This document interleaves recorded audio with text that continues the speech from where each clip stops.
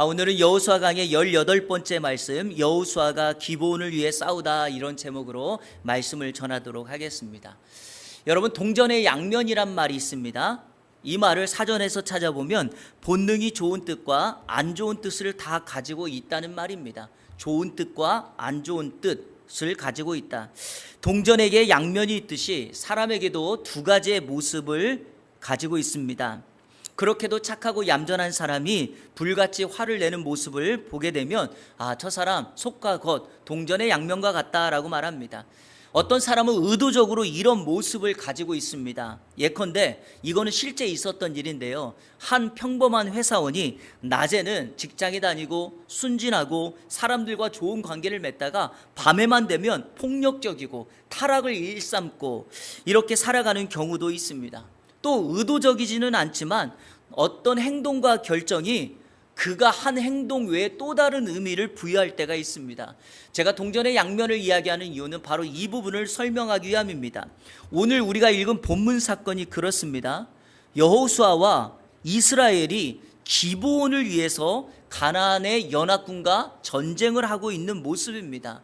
어떻게 하나님의 백성, 하나님의 사람들이 이방 나라를 위하여 대신 싸울 수 있는가라고 하는 의구심이 들기 때문이죠.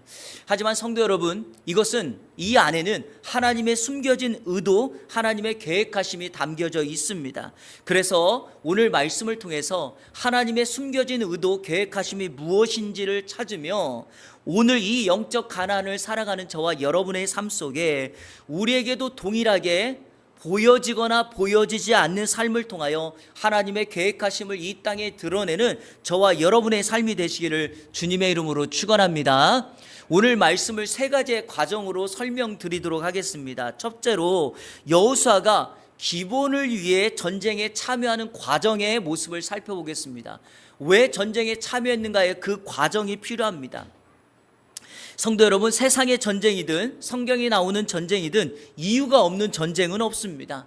심지어는 사람들이 다투는 것도 다 이유가 있기 마련이지요. 자, 1절 말씀을 다 같이 한번 읽겠습니다. 시작. 그때 여호수아가 아이를 빼앗아 진멸하되 여리고와 그 왕에게 행한 것 같이 아이와 그 왕에게 행한 것과 또 기브온 주민이 이스라엘과 화친하여 그 중에 있다함을 예루살렘 왕 아도니세덱이 듣고. 아멘. 이스라엘이 여리고 성을 진멸하고 아이 성을 진멸했다는 것, 그리고 기브온의 족속이 이스라엘과 화친하여 그들과 함께 살고 있다는 것을 예루살렘의 왕 아도니세덱이 듣게 됩니다. 성도 여러분, 무슨 말을 들으면 사람들은 그 말에 반응하게 되어 있죠. 수긍을 하거나 부정을 하거나 아니면 느낌과 감정으로 좋다, 싫다, 어떤 사람은 울기도 하기도 하죠. 이렇게 반응하게 되어 있습니다. 아도니세덱은 어떻게 반응했는가? 자, 2절 말씀 제가 한번 읽겠습니다. 크게 두려워하였으니 이는 기브온은 왕도와 같은 큰 성읍이요 아이보다 크고 그 사람들은 다 강함이라. 여러분, 예루살렘 왕 아도니세덱이 이야기를 듣고 크게 두려워하였다, 이렇게 말합니다. 사실 이스라엘 백성들이 가나안 땅에 들어와 가나안 땅을, 모든 땅을 점령한다는 소식에 가나안에 살고 있었던 각 부족들, 족속들은 간담이 녹아졌습니다. 사실 그것만으로도 이제 우리 차례인가? 다음은 우리나라인가? 우리 민족인가? 이런 염려를 하고 있는데, 아니, 가나안 중에서 맨 선봉에 서서 우리를 위하여 싸워야 될 기브온 족속이, 자, 지난주일 말씀 기억나시죠? 그들이 이스라엘과 싸우지 않고 어떻게 했다? 이스라엘과 화친을 맺었다라는 말을 이 예루살렘 왕 아도니세덱이 들은 것입니다. 그러니까 직감적으로 안 거죠. 야, 이 싸움 쉽지 않겠는데? 그러니까 어떻게 합니까? 마음에 두려움이 들고 또 우리가 다음에는 어떤 선택을 해야 되는가를 결정해야 됩니다. 여러분, 한번 질문해 보겠습니다.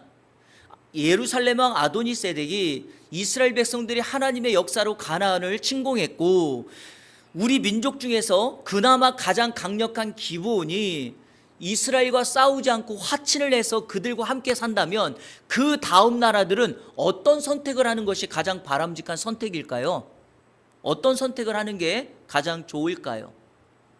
아마도 기브온과 같은 선택을 하는 것이 가장 바람직하지 않을까요? 왜냐하면 기브온보다도 더 약한 나라의 백성들이 이스라엘과 맞서 싸운다는 것은 쉬운 일이 아니니까요.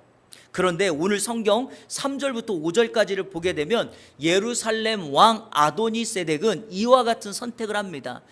가나안 남부, 이 예루살렘은 가나안 땅 남부거든요. 아래쪽, 남쪽. 그 자기 나라를 제외한 나머지 네 나라의 왕들에게 전가를 보내서 어떻게 합니까? 화치를 맺고 우리가 가만히 있으면 안 되니 저 기브온을 쳐서 우리가 우리의 힘을 과시하고 우리의 가나안 땅을 지키자고 말합니다. 그러니까 연합군을 형성해서 기브온을 무찌르자라고 이렇게 말합니다. 자, 여기서 한 가지 주목해야 될 것이 있습니다.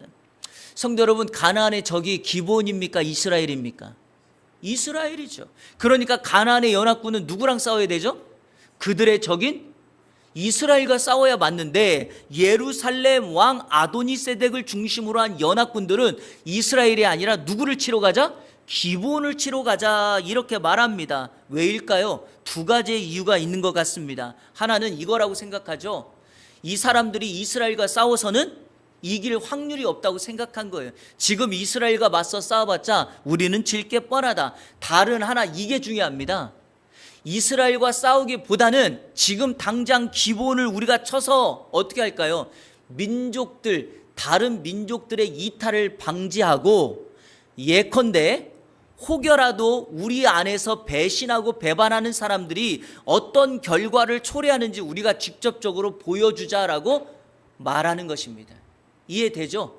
배신하는 사람, 우리에게 뒤통수를 치는 사람, 저 기브온 민족처럼 될 거라고 하는 그 모습을 우리가 보여주자라고 하면서 이렇게 하는 거죠. 영적인 일에는 이런 일이 자주 발생하곤 합니다. 우리 주변에서 내가 신앙생활 열심히 하면 이런 일이 얼마나 많이 발생합니까? 내가 무장하고 하나님의 전신갑주를 입음으로 영적 공격을 항상 맞서 서게 되면 사단은 정확하게 알아요. 저 사람과 싸우면 안 되겠다. 그래서 그를 넘어뜨리기 위하여 주변의 것을 공격하죠. 가족을 친다든지 사업과 환경을 어렵게 한다든지 여러 가지 주변의 것들을 공격해서 어떻게 하죠? 그를 시험 들게 만드는 거죠. 마치 성경에 등장하는 믿음의 사람 욥과 같습니다. 사랑하는 여러분, 욥이 당면한 고난 중에 그는 하나님의 뜻을 물으며 인내하며 기다리고 참고 있는데 가장 친한 친구라고 말하는 새 친구가 찾아와서 뭐라고 말하죠? 욥, 너 죄가 있는지 한번 점검해봐. 하나님이 너를 지금 이렇게 만드는 건 하나님이 너를 떠났어. 너는 지금 하나님의 징계와 심판을 당하고 있어. 그러니까 더 이상 힘들게 시간 보내지 말고 하나님을 저주하고 도망가라, 이런 식으로 말한다는 거죠. 여러분, 우리가 무장해야지 우리는 이런 영적인 공격에서 우리를 지킬 수 있습니다. 이렇게 예루살렘 왕 아도니세덱을 중심으로 한 연합군이 기브온을 쳐들어오는 이 과정 속에서 이 이스라엘이 전쟁에 참여하게 된다라는 것입니다. 우리도 언제든지 이와 같은 전쟁에 우리가 빠질 수 있습니다. 그러니까 우리 늘 주의하고 조심해야 될 줄로 믿습니다. 자, 두 번째, 그러면 왜 굳이 이런 과정이 있을지라도 이스라엘이 여호수아가 기브온을 위해서 싸워야 하는가, 그 이유가 무엇인가, 그 이유에 대해서 살펴보도록 하겠습니다. 오늘 이 이유는요, 오늘 이 땅을 살아가는 신앙생활하는 저와 여러분에게 시사하는 바가 매우 크다라고 볼 수 있습니다. 자, 우리 성경 6절 말씀 다 같이 읽겠습니다. 6절 시작. 기브온 사람들이 길갈 진영에 사람을 보내어 여호수아에게 전하되 당신의 종들 돕기를 더디게 하지 마시고 속히 우리에게 올라와 우리를 구하소서. 산지에 거주하는 아모리 사람의 왕들이 다 모여 우리를 치나이다 하매. 아멘. 아무리 강한 기브온 족속이라 할지라도 다섯 민족의 연합군의 공격을 자신들만의 힘으로 막는다는 것은 어렵다는 판단이 섭니다. 그때 기브온이 지체하지 않고 한 일이 바로 오늘 우리가 배워야 될 것입니다. 기브온은 지체하지 않고 여호수아, 즉 길갈에 머물고 있는 여호수아에게 도와달라고, 우리를 구해달라고 요청합니다. 여러분, 기브온이 이렇게 여호수아에게, 이스라엘에게 요청할 만한 근거가 뭡니까? 우리가 지난주에 살펴본 뭐죠? 화평의 언약을 맺었기 때문에 그렇습니다. 자신들을 내려놓고 이스라엘과 하나님의 이름으로 언약을 맺었기에 이 언약의 근거에서 기브온은 이스라엘에게 여호수아에게 이와 같은 요청을 할 수 있고, 요청을 받은 이스라엘과 여호수아는 기브온의 도움을 들어줘야 합니다. 제가 왜 이 단락이 시사하는 바가 크다라고 말했는가? 성도 여러분, 예수님을 믿는다는 말이 무슨 말이에요? 내가 예수님을 믿었다는 것은 내가 예수님과 뭘 맺었다? 약속을 맺었다, 언약을 맺었다, 나는 이제 예수님과 함께 화친하며 살아갈 것이다 라고 하는 언약을 맺은 것과 같죠. 그러니까 내가 예수님을 믿고 난 다음에 인생에 당면하는 위험과 위기에 빠졌을 때마다 나의 언약의 대상자이신 예수 그리스도 아버지 하나님께서 우리를 도우시고 우리를 보호하십니다. 심지어는 돕는 자 보혜사 성령을 우리에게 보내셔서 우리를 떠나지 아니하시고 영원히 함께 하십니다. 믿으십니까? 좀 아멘이 적으신 것 같아요. 믿으십니까? 우리 시편 23편 4절 말씀을 다 같이 약속의 말씀으로 받도록 하겠습니다. 다 같이 읽겠습니다. 시작. 내가 사망의 음침한 골짜기로 다닐지라도 해를 두려워하지 않을 것은 주께서 나와 함께 하심이라. 주의 지팡이와 막대기가 나를 안위하시나이다. 아멘. 이 말씀 그대로 우리의 선한 목자가 되어주시고 우리 인생을 지키시는 하나님께서 저와 여러분이 해를 만나고 깊은 수렁에 빠지고 음침한 골짜기에 섰을지라도 그 순간 우리를 지키시고 인도하시고 함께 하시며 우리를 돕는 자로 설 줄로 믿습니다. 이번 한 주간 그분을 굳건히 부여잡고 그분의 안위하시는 은혜가 우리 모두에게 임하기를 주님의 이름으로 축원합니다. 자, 이 언약 때문에 이스라엘은 전쟁에 참여해야 됩니다. 자, 이제 마지막 세 번째로 오늘 말씀에서 가장 중요한 거, 기브온은 이스라엘은 여호수아는 기브온을 위하여 어떻게 싸우고 이 싸움의 성격은 무엇인가? 자, 말씀을 살펴보도록 하겠습니다. 자, 세 가지의 것을 여러분에게 소개하기 전에 먼저 드리고 싶은 말씀이 있습니다. 자, 설교 시작하기 전에 이스라엘 백성들이, 하나님의 사람들이 이방인을 위해서 싸우는 것이 옳은가에 대한 말씀을 드렸죠. 그리고 여기에는 하나님의 숨겨진 뭐가 있다? 계획하심이 있다 그랬죠. 자, 이거를 먼저 말씀드리겠습니다. 만약에 언약을 맺었을지라도 기브온이 이스라엘에게 도와달라고 요청을 했고 여호수아가 전쟁에 참여를 했는데 만약 하나님께서 이것을 반대한다면 전쟁을 할 수 있을까요? 없을까요? 없죠. 그런데 이 전쟁이 진행됩니다. 이 전쟁이 진행됐다는 것은 하나님께서 이 전쟁을 뭐하고 있는 거죠? 허락하시는 겁니다. 그러면 왜 허락하실까? 이유가 있다는 거죠. 왜냐하면 이 전쟁은 하나님의 전쟁으로 여기고 있기 때문이라는 것입니다. 자, 우리 8절 말씀 한번 다 같이 읽겠습니다. 8절 시작. 그때 여호와께서 여호수아에게 이르시되 그들을 두려워하지 말라. 내가 그들을 내 손에 넘겨 주었으니 그들 중에서 한 사람도 너를 당할 자 없으리라 하신지라. 아멘. 만약 하나님께서 전쟁을 거절했다면 이런 말씀 안 하겠죠. 이 말씀은 누가 보아도 나가서 싸우라는 말과 같고 싸우면 반드시 너희가 이길 것이다 라고 하는 약속의 말씀입니다. 우리가 여호수아서 10장 전체를 읽진 않았지만 19절에서도 25절에서도 동일하게 그 적들을 내 손에 붙잡고 내가 너와 함께 하겠다라고 약속합니다. 그러니까 결과적으로 보면 이스라엘 백성들이 가나안의 5 연합군과 싸우는 것은 궁극적인 하나님의 뜻이다. 자, 그럼 여기에는 어떤 숨겨진 의도가 있는가? 이것입니다. 이스라엘 백성들이 가나안에 와서 궁극적으로 가나안 땅을 정복하려면 지금은 아니더라도 이후에라도 예루살렘을 비롯한 지금 이 가나안의 원주민들 족속들과 결국에는 뭘 해야 됩니까? 싸워야 돼요. 무슨 이야기인지 아시겠어요? 지금 이 5 족속들은 여리고와 아이성을 중앙을 중심으로 한 아래쪽 남부에 있는 연합군인데 결국엔 남쪽도 북쪽도 싸워야 돼요. 그리고 성경의 역사적으로 보면 여호수아서 10장을 중심으로 이후에 7년의 전쟁이 벌어집니다. 7년의 남북 전쟁이 벌어져요. 앞으로 7년 동안 이 전쟁을 치러야 되는데 오늘 본문에 등장하는 이 예루살렘 왕을 비롯한 나머지 4 족속 또한 하나님께서 여호수아에게 정복하라고 명령한 족속들이기 때문에 지금 기브온의 요청에 대하여 하나님의 언약을 갚아주는 것과 함께 궁극적으로 하나님의 명령과 사명에 순종하고자 하는 이스라엘과 여호수아의 뜻이 여기에 담겨져 있다라는 것입니다. 정리되셨습니까? 여기에 숨겨진 의도가 있는 거예요. 단순히 이스라엘이 여호수아가 이방 민족을 위해서 싸우는 것만이 아니라 그 여호수아가 싸워야 될 궁극적인 대상은, 원주민들은 앞으로 이스라엘 백성들이 싸워서 무찔러야 될 족속이기 때문에 하나님께서는 지금 기브온의 요청을 근거로 해서 하나님의 사명을 이루고자 하는 것이었다라는 것입니다. 정리되셨어요? 그래서 이 싸움에는 숨겨진 의도가 있다라는 것입니다. 제가 이 말씀을 준비하다가 한 가지 들었던 생각은 이거예요. 그래서 우리 성도의 삶은 그냥 허투루 사는 게 없어요. 우리의 삶의 모든 영역, 먹든지 마시든지 심지어는 살아도 죽어도 우리의 삶은 하나님의 영광을 위한 삶이다라는 것이 바로 이와 같은 하나님의 계획하심 속에 있다라는 것을 꼭 기억하시고 살아가는 우리 이 안의 성도님들 되시기를 주님의 이름으로 축복합니다. 여호수아는 어떻게 싸웁니까? 첫째로 한번 따라 볼까요? 정예 부대를 데리고 나간다. 자, 우리 7절 말씀 다 같이 한번 읽겠습니다. 7절 시작. 여호수아가 모든 군사와 용사와 더불어 자, 이 말을 세번역 성경으로 한번 읽어볼게요. 세번역 성경. 자, 우리 자막 보시면서 같이 읽겠습니다. 시작.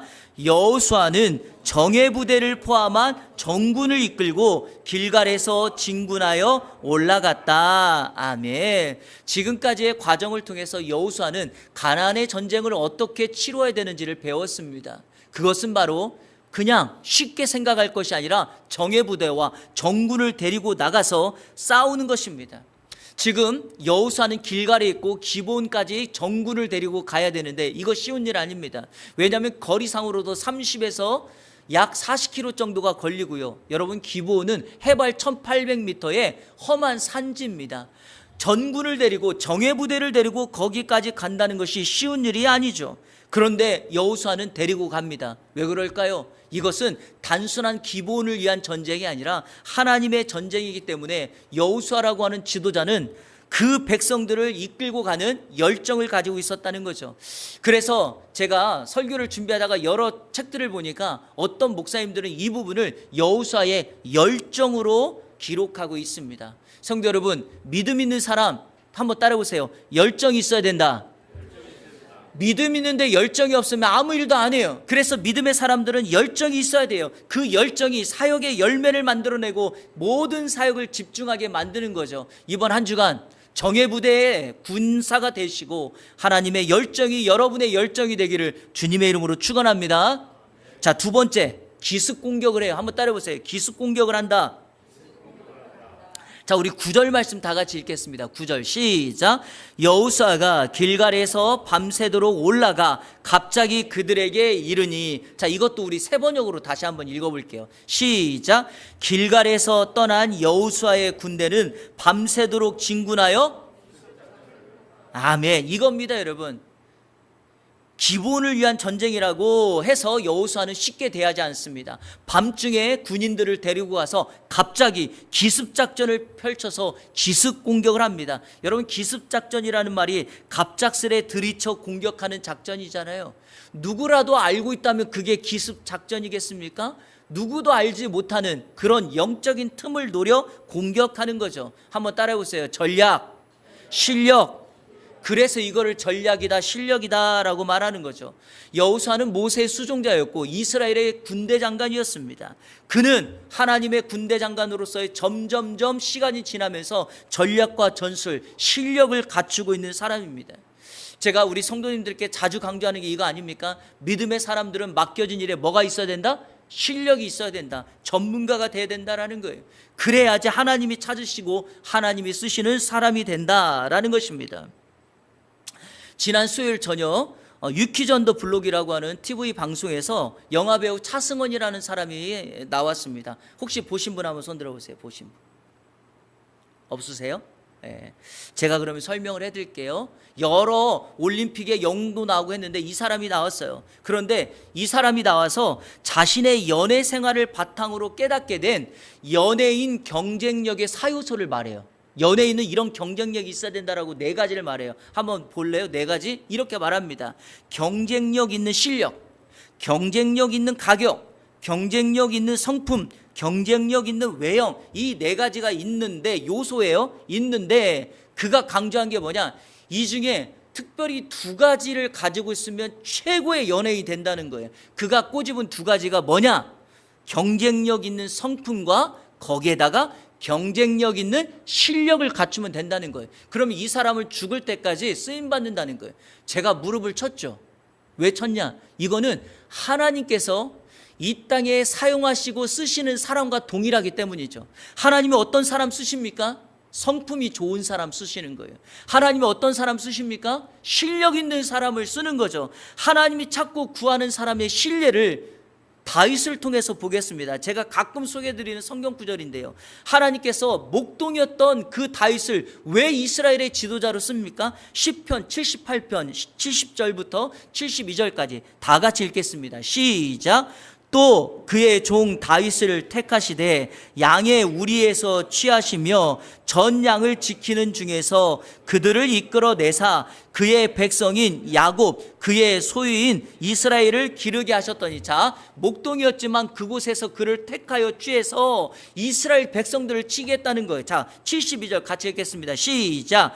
이에 그가 그들을 자기 마음의 완전함 성품으로 기르고 그의 손의 능숙함 실력으로 그들을 지도하였도다. 아멘. 하나님께서 다윗을 크게 쓰신 이유는 두 가지 때문이에요.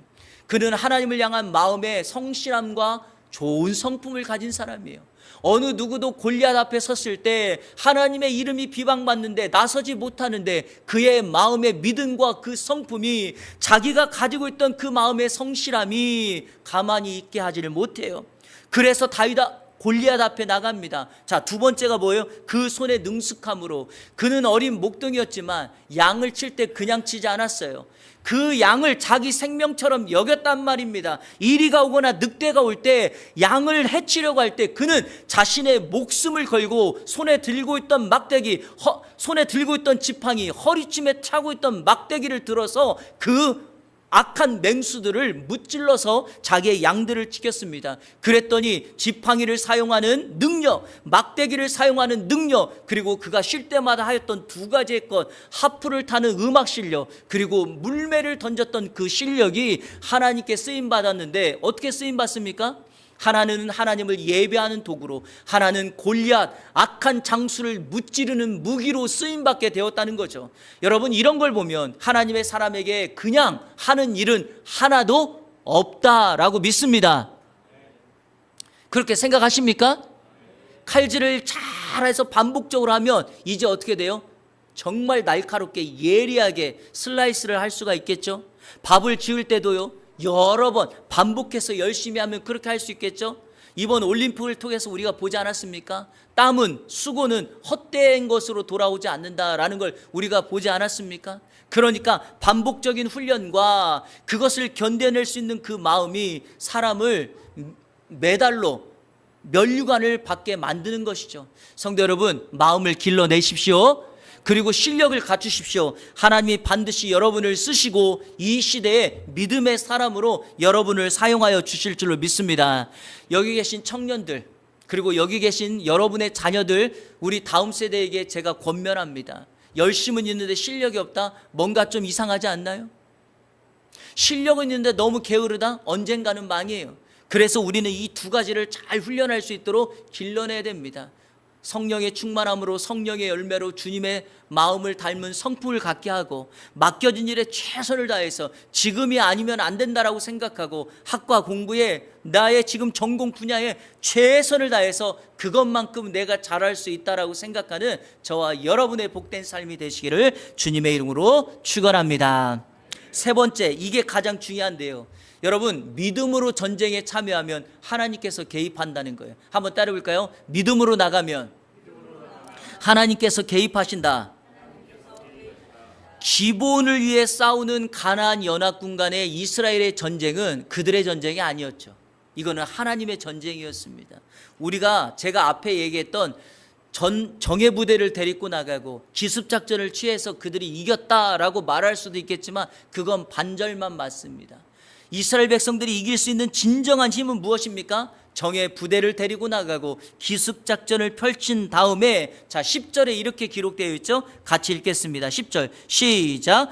여호와께서 그들을 기본에서 크게 살육하고 베토론에 올라가는 비탈에서 추격하여 아세가와 막게다까지 이르니라. 아멘. 하나님께서 이스라엘 앞에서 그들을 패하게 하셨기에 이스라엘이 승리할 수 있었다라는 것입니다. 사랑하는 성도 여러분, 이 여호수아 10장부터 제가 말씀드렸던 가나안의 7년 전쟁이 시작하는데, 이제 앞으로 이 싸움의 성격이 무엇인가를 하나님께서 오늘 이 기본을 위한 5 연합군과의 싸움에서 2가지의 모습을 통해서 보여줘요. 자, 그게 뭐냐? 첫 번째는 하나님께서 큰 우박을 내리세요. 자, 11절 말씀 같이 한번 읽겠습니다. 시작. 그들이 이스라엘 앞에서 도망하여 베토론의 비탈에서 내려갈 때 여호와께서 하늘에서 큰 우박덩이를 아세가에 이르기까지 내리심에 그들이 죽었으니 이스라엘 자손의 칼에 죽은 자보다 우박에 죽은 자가 더 많았더라. 아멘. 하나님께서 우박을 명하여, 하늘을 명하여 큰 우박을 내려서 그 연합군을 죽이게 했다. 이건 하나님의 개입하심이라고밖에 설명할 수가 없다라는 것입니다. 자, 다른 하나는 뭐냐? 해와 달을 멈춰요. 자, 이거는 제가 성경의 표현대로 말한 겁니다. 12절에 보면 하반절에 이거를 여호수아의 기도라고도 말을 하는데 이렇게 되어 있어요. 태양아, 너는 기본 위에 머무르라. 달아, 너도 아얄란 골짜기에 그리할지어다. 태양과 달이 멈추라고 명해요. 자, 우리 13, 14절 다 같이 한번 읽겠습니다. 시작. 태양이 머물고 달이 멈추기를 백성이 그 대적에게 원수를 갖기까지 하였느니라. 야살의 책에 태양이 중천에 머물러서 거의 종일토록 속히 내려가지 아니하였다고 기록되지 아니하였느냐. 여호와께서 사람의 목소리를 들으신 이 같은 날은 전에도 없었고 후에도 없었나니 이는 여호와께서 이스라엘을 위하여 싸우셨음이니라. 아멘. 하나님께서 자연세계와 천체를 명하셔서 이 싸움에 개입하시고 이전에도 이후에도 이와 같은 일이 다시는 없을 것이라고 말을 합니다. 그렇게 해서 이스라엘이 기본을 위한 싸움에 가나안의 5 연합군을 이깁니다. 자, 그런데 제가 오늘 설교의 결론을 이 부분이 조금 어려워서 이 부분을 좀 해석하면서 마치려고 합니다. 바로 이 부분이죠. 여러분, 태양과 달이 멈췄다라는 거에 대한 해석을 여러분에게 드리려고 합니다. 고대 근동은 지금과는 다른 생각을 가지고 있어서, 왜냐하면 태양과 지구가 돈다라고 그때 당시에는 고대 근동은 생각했기 때문에 이렇게 표현한 거죠. 그런데 여러분, 지금 어때요? 태양과 달이 돕니까? 뭐가 돌죠? 지구가 돌죠. 그러니까 고대 근동의 표현대로 이렇게 한 거예요. 과학적으로 말하면 정확하게는 지구가 돌았다라는 말이 맞아요. 자, 그런데 중요한 것이 뭐냐? 이것을 우리가 어떻게 해석을 해야 되냐라는 거예요. 지구가 멈추면 어떤 일이 벌어지는가에 대해서는 이미 과학적인 근거를 우리가 다 알고 있으니까 저는 여러분에게 2가지를 말씀을 드리려고 하는 겁니다. 이거는 제가 어느 한쪽을 택한다라기보다는 이거는 하나님의 동일한 역사이기 때문에 여러분의 선택을 제가 맡기는 겁니다. 첫 번째, 문자 그대로 그냥 여러분이 믿으실 분들은 믿으라는 거예요. 지구가 멈춰서 정말 이스라엘 백성들이 가나안의 원주민들이 도망하기까지 그 전쟁을 싸웠다라고 믿으면 된다라는 거예요. 왜냐? 하나님이 이 세상을 만드시고 자연세계를 주관하시는 하나님이 지구를 멈추고 태양과 달을 멈추게 하지 못하는가? 아니, 할 수 있다는 거예요. 그러니까 이렇게 믿으면 된다라는 겁니다. 아시겠죠? 네. 그런데 2번째 해석도 있다라는 거죠. 왜냐? 오늘 이 성경에 보면 사실 이 전쟁이 정확하게 표현은, 여러분 성경에 보면 이 동그라미 앞에 단락으로 끊어진 거 보이시죠? 보이죠? 그걸 보면 원래 성경은 이 전쟁은 11절에서 우박을 내림으로 딱 끝났고 12절에 다시 동그라미 단락을 표현하면서, 자 13절에 태양이 머물고 달이 멈추기를 백성이 그 대적에게 원수를 갚기까지 하였나니. 자, 이 내용이 어디에 기록되어 있어요? 저 보지 말고 성경 좀 한번 봐보세요. 어디에 기록되어 있다? 야살의 책에 기록되어 있다 그랬죠? 그러니까 여호수아서를 기록한 성경의 저자가 이 내용을 야살의 책에서 가지고 와서 여기에 넣은 거예요. 기록한 거예요. 그럼 왜 넣는가? 이유가 있단 말이죠. 가나안 정복 전쟁의 성격이 무엇인가를 여호수아서 1장부터 마지막 장까지 이 여호수아라고 하는 성경 전체 맥락 속에서 이것이 무엇을 의미하는가를 우리에게 말하기 위함이죠. 자, 먼저 이렇게 말합니다.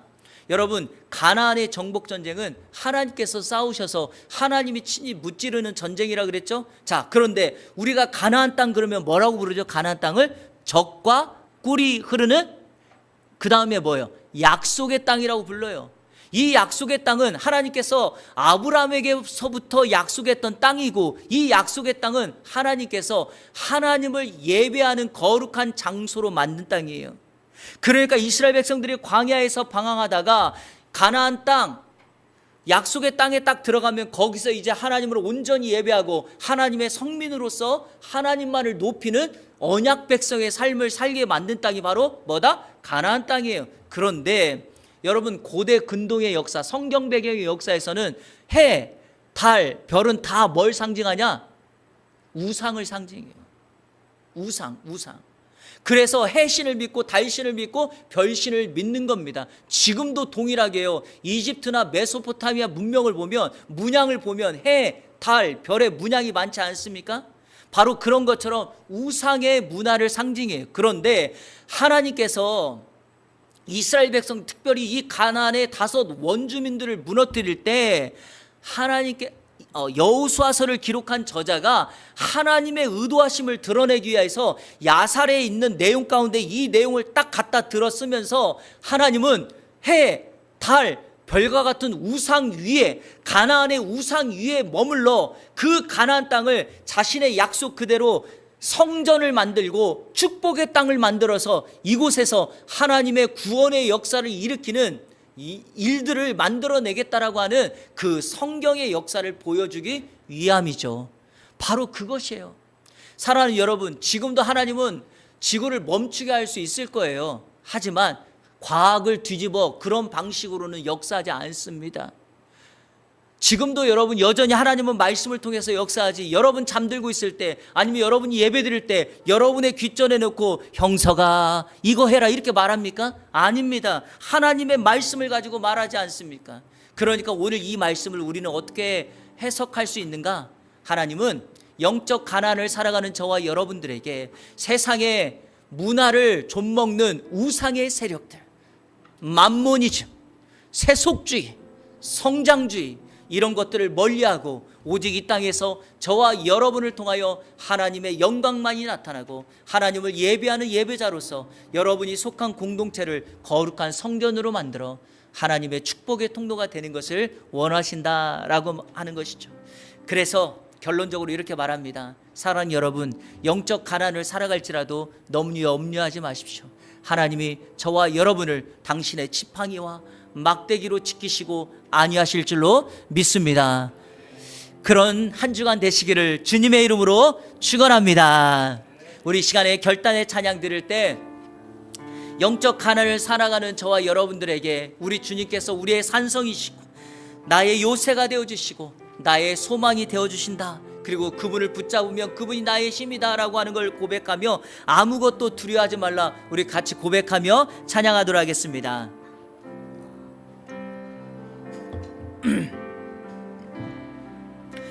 아무것도 두려워 말라. 아무것도 두려워 말라. 주 나의 하나님이 지켜주시네. 놀라지 마라, 놀라지 마라, 겁내지 마라. 주님 나를 지켜주시네. 다시 한번 고백합니다. 아무것도 아무것도 두려워 말라. 주 나의 하나님이 지켜주시네. 놀라지 마라. 겁내지 마라. 주님 나를 지켜주시네. 내 맘이 힘에 겨워 지칠지라도, 내 맘이 힘에 겨워 지칠지라도 주님 나를 지켜주시네. 세상의 험한 풍파 몰아칠 때도 주님 나를 지켜주시네.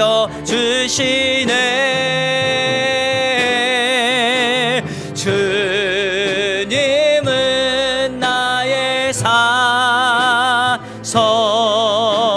주님은 나의 요새, 주님은 나의 소망,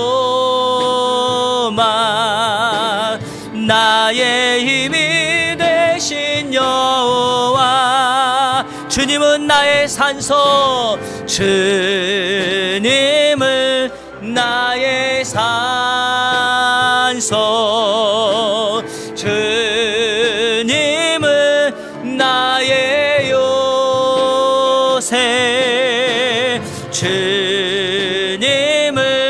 나의 소망, 나의 힘이 되신 여호와. 아멘. 여러분, 하나님께서 갈대아 우리에 살고 있던 아브람이라고 하는 한 사람을 믿음의 수상으로 세워 그들을 가나안으로 옮기십니다. 아브람이 그 말씀을 붙들고 떠납니다. 그런데 하나님께서 명령을 주실 때는 이와 같은 명령을 주셨어요. 명령하시면서 너는 본토 친척 아비집을 떠나 내가 내게 지시할 땅으로 가라.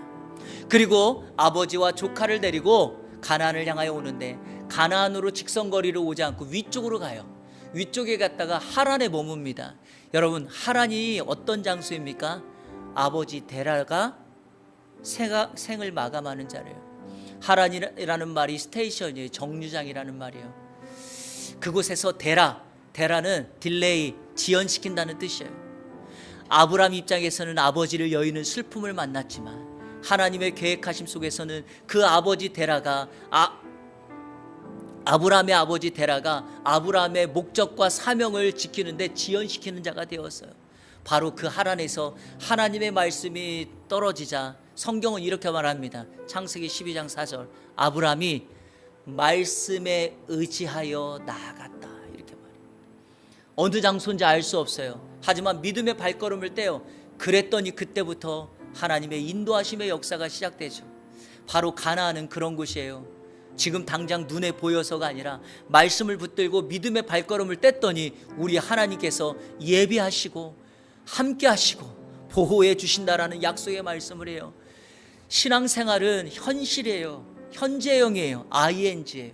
그래서 과거로 돌아가는 것이 아니라 지금 내가 있는 이 시간에 나의 신앙생활을 살아가는 거예요. 어제 실패했다고 후회한들 소용이 없죠. 왜? 돌아오는 시간이 아니니까. 그래서 한 가지 여러분들이 꼭 하셔야 될 게 있어요. 오늘 예배를 드리고 다시 믿음의 여정, 영적 가난을 향해서 나아가는 여러분들에게 선포하셔야 돼요. 하나님, 하나님의 계획하심이 내 인생에 들어와 주십시오. 내가 말하는 한마디, 내가 생각하는 것 하나, 내가 이러는 일터와 나의 사업장에 하나님의 은혜가 있기를 원합니다.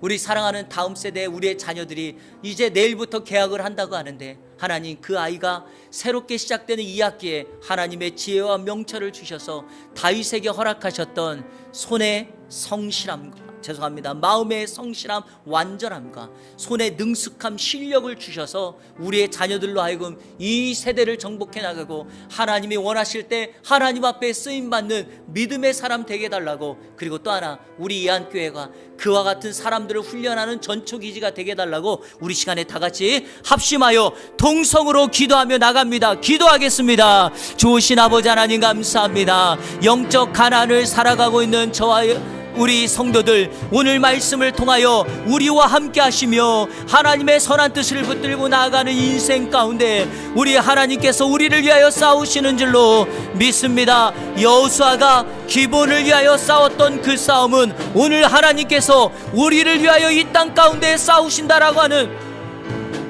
약속의 말씀인 줄로 믿사오니 믿음을 가지고 하나님의 산성 되시며 하나님의 요새 되시며 우리의 소망 되신 그 하나님을 붙들고 나아가는 데 부족함이 없도록 인도하여 주옵소서. 하나님, 다윗과 같이 쓰임받는 인생 되기를 원합니다. 하나님, 우리의 사랑하는 청년들, 우리의 다음 세대 청소년들이 마음의 완전함을 갖추게 하여 주시고 손에 능숙함을 갖게 하여 주셔서 성품과 실력 있는 사람 되게 하여 주옵소서. 하나님, 우리 한교회가 그와 같은 사람들을 훈련해내는 전초기지 훈련소가 되기를 원하오니 교회에서 예배하고 말씀을 듣고 훈련하고 교제하며 주님 앞에 나아갈 때마다 하나님의 마음을 갖게 하여 주시고 하나님의 사람으로 훈련되어지는 놀라운 은혜의 역사가 임할 수 있도록 인도하여 주옵소서. 이번 한 주간도 승리의 삶을 살아가게 하여 주시고 우리 안에 온 성도들 감사와 간증거리가 많아지는 은혜의 역사가 있게 하여 주옵소서.